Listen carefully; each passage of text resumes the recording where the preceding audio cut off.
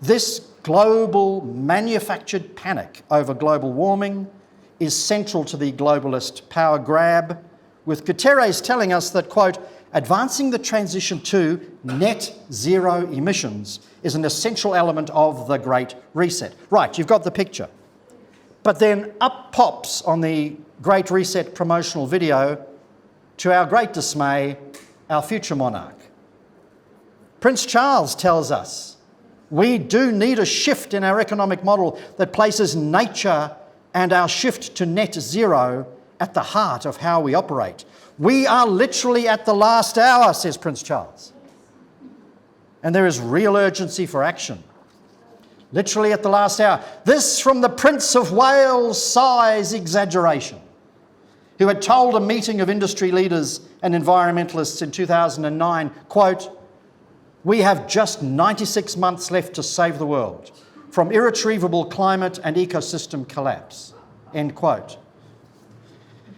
Now, when that excitable hyperbole from Prince Charles expired in 2017, His Royal Highness issued a new prophecy of doom in a speech to Commonwealth foreign ministers, July 2019, and said, I am firmly of the view that the next 18 months will decide our ability to keep climate change to survivable levels and to restore nature to the equilibrium we need for our survival, end quote.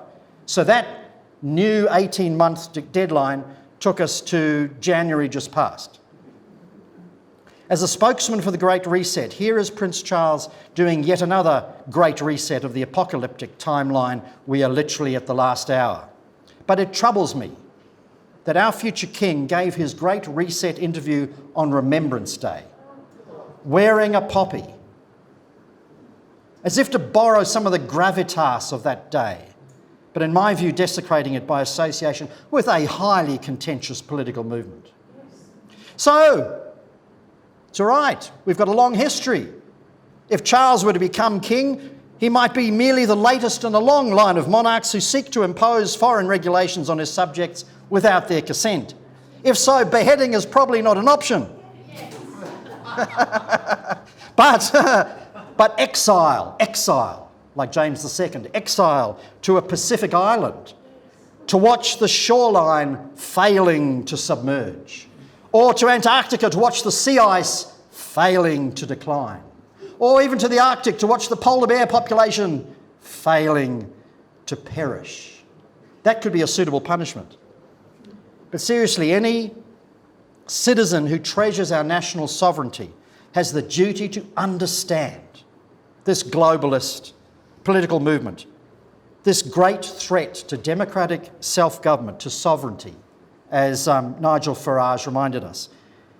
And that means, quite simply, getting a clear judgment on the claims of this man-made climate catastrophe and understand this global quest for net zero carbon dioxide emissions, because this quest would involve submitting our nation's energy policy and therefore economic policy and therefore politics to unelected experts at the UN. Simple as that.